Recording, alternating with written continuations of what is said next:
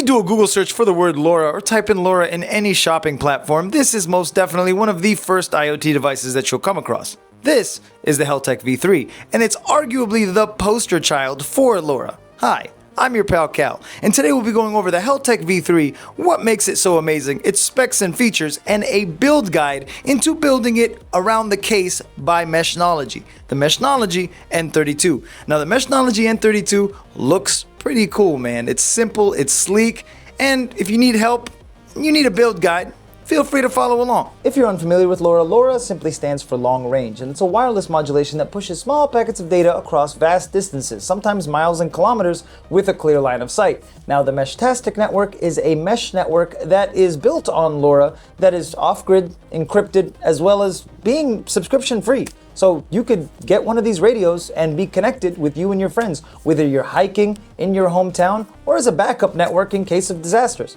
protests, you name it. The N32 kit comes with the case and of course this box that gives us our antenna, our battery, as well as our Heltec LoRa 32 V3, which comes in this nice little packaging right here. Now inside the Heltec box, we have our Heltec LoRa 32 V3 in here, as well as an SMA antenna, a pigtail, and some added pins, and an extra JST just in case you need to solder on the correct polarity or your battery doesn't have the correct JST. So it's nice that they included a 1.25mm JST connector in there. That actually comes in handy. The V3 is still a very competent and powerful LoRa radio.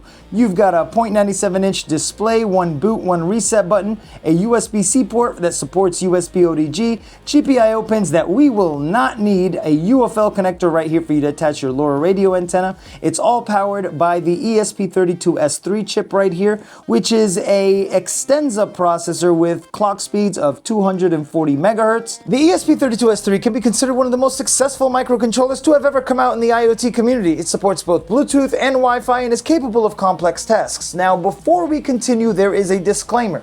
Please do not plug power into your device without an antenna present. Do not try to plug it in through the USB-C. Do not try to flash your device. Do not try to plug in a battery to your device until you have an antenna plugged into the UFL connector. If you do not heed my warning, you ruin the entire device. It won't work. You won't connect to anything. The radio module will be kaput. So please, this goes with every radio device. Do not turn on any radio device without an antenna present. Now to begin, we're gonna need our Phillips screwdriver, and the first thing we're gonna do is grab our SMA antenna. Now our SMA antenna right here has this flat part right here. This flat part goes downwards right into this top hole. Don't just try to jam this through, it will not fit. You need to fit it in, the square with the square. So make sure it lines up.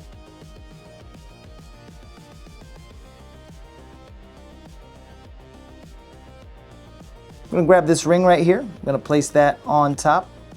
And then we're gonna grab this top nut and we're gonna screw it in all the way. Now you might wanna grab some pliers and tighten it a little more. It's totally up to you. I feel like that is more than enough slack. Now we're gonna grab our antenna and plug it in right there to the Heltec V3. Wanna make sure it's firmly clasped to the UFL. So make sure it's in there all the way.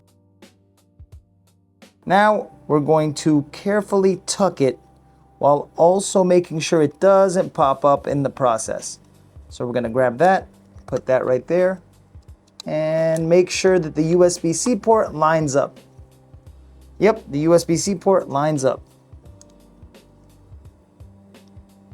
Grab that slack, and we're gonna keep that slack right here. Now that that's in place, let's test the buttons. And these screws are gonna hold our Heltec V3 in place. Don't over tighten it, but that's perfect. Let it just hug. That way these buttons don't push the V3 out.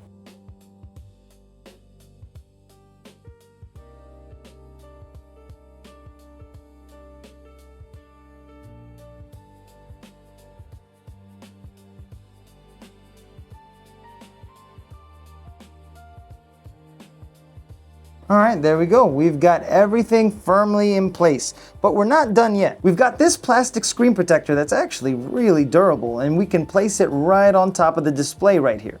So let's take off the yellow tab first. Make sure we don't leave any smudges. And carefully stick that in place, just like that. Now that we've done that, we can kind of press it down and peel that back. Oh, that's excellent. And we can test these buttons.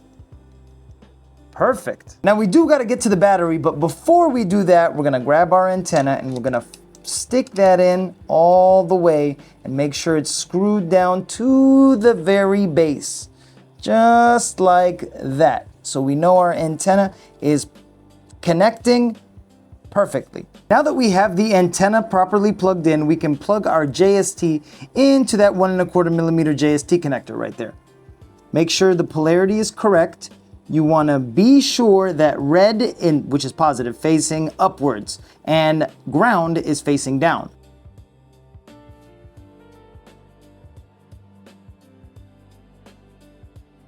There we go. Perfect. Now inside you have these double-sided tape pads, and these kind of provide a nice cushion for the inside of your device so they don't push around or rattle around or anything. So we can put this tape right here, and we can place one right on top of the actual device. That way we don't have anything pressing down, and there's some cushion just in case.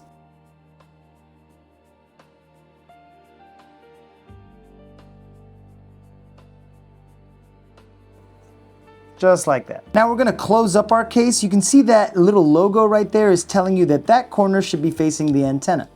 So we should place it like that, press down, and it's a very nice tight fit. But we gotta screw in these holes right down there and up there.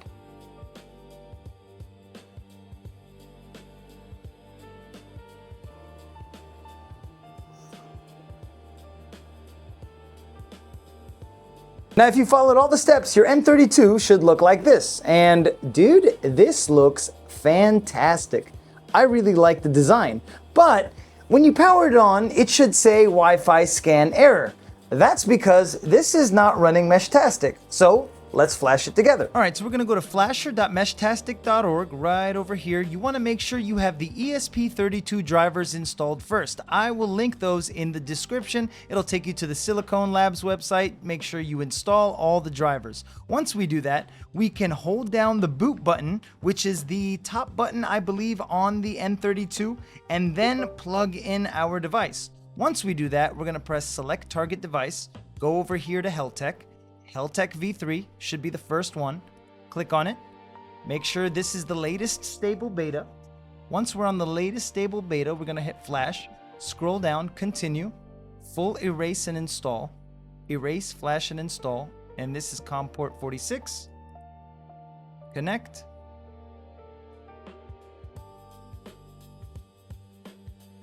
Let's give it a second. All right, now that everything's flashed, we can hit the reset button. And the reason why we're gonna do that is we have a serial monitor right here, and we can tell if everything's working according to pretty much plan. There we go. And we can look at our screen, and on my screen, it seems like everything's all right. But remember, this is not fully configured yet. We're gonna have to configure it within the app or on the device itself now that Meshtastic supports standalone devices such as the Heltec V3 through a one-button system. After flashing, you have Meshtastic on your N32, and keep in mind that you do have to set your region. So if you're in the United States, your region is 915. It should say US 915. And so on, depending on where you're located. This is a one-button system. A one-button system means you navigate through one button. It is a standalone device. Through that one button, to click next, you just click. To select OK, you hold down the select button. The other button is a reset button. So I personally like one-button systems. Like, for example, the Meshnology N39 is my favorite LoRa radio, and it's a one-button system. It depends on what you're into, man. If you like one-button systems, then you're good. If you don't like one-button systems, you can pair this to your phone and use your phone on the Meshtastic network. I love the way this feels. There's no button that I could accidentally press. It's just a one-button system. I like that. That's simplicity. There's a lanyard strap as well. This is a nice LoRa radio, and for the next 2 weeks I'll be testing this, so keep an eye out for a long form video. If you want to snag yourself an N32, I've linked everything down below in the description, as well as the web flasher, the drivers, all of it. And if you found this video helpful in any single way, think about subscribing, liking, sharing, commenting. It helps the algorithm and it helps me, and I would appreciate it. Until then, we'll see you next time.